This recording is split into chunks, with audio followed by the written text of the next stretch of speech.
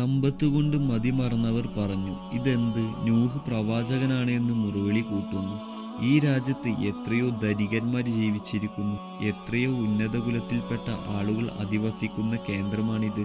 എന്നിട്ട് അവരെയൊന്നും പ്രവാചകനാക്കാൻ അള്ളാഹുവിന് കണ്ടില്ല.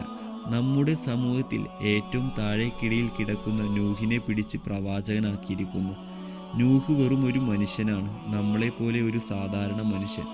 ഇതെന്തു വാദമാണ്? ഇങ്ങനെ ഒരു പ്രവാചകൻ വന്നു ചേരുമെന്ന് ഞങ്ങൾ ആരും പറഞ്ഞത് കേട്ടിട്ടില്ല. ഞങ്ങളുടെ പ്രിയ പിതാക്കന്മാരും ഇത്തരമൊരു നുണയെക്കുറിച്ച് മുന്നറിയിപ്പ് തന്നിട്ടില്ല.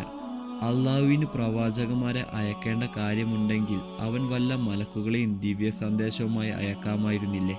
നൂഹ് മഹാസമർത്ഥൻ തന്നെ, നബിയാണെന്ന് വാദിച്ച് ഈ സമുദായത്തിന്റെ നേതൃത്വം ഏറ്റെടുത്ത് ഭരണം നടത്താനാണ് അവൻ ആഗ്രഹിക്കുന്നത്. ഇങ്ങനെ പലവിധ അഭിപ്രായങ്ങൾ ആ ജനസമൂഹങ്ങൾ രേഖപ്പെടുത്തി. ആ വാക്കുകളും പരിഹാസങ്ങളും നൂഹ് നബി കേട്ടു. അതൊന്നും നബിയെ അല്പം പോലും പിന്തിരിപ്പിക്കാൻ കഴിഞ്ഞില്ല. തന്റെ സമുദായം അതിനീചമായ ബിംബാരാധനയിൽ മുഴുകിയിരിക്കുന്ന കാഴ്ച നൂഹ് നബിയെ അലസരപ്പെടുത്തി. ഇത്രയും വിവേകശൂന്യമായ പ്രവൃത്തി മറ്റെന്താണ്?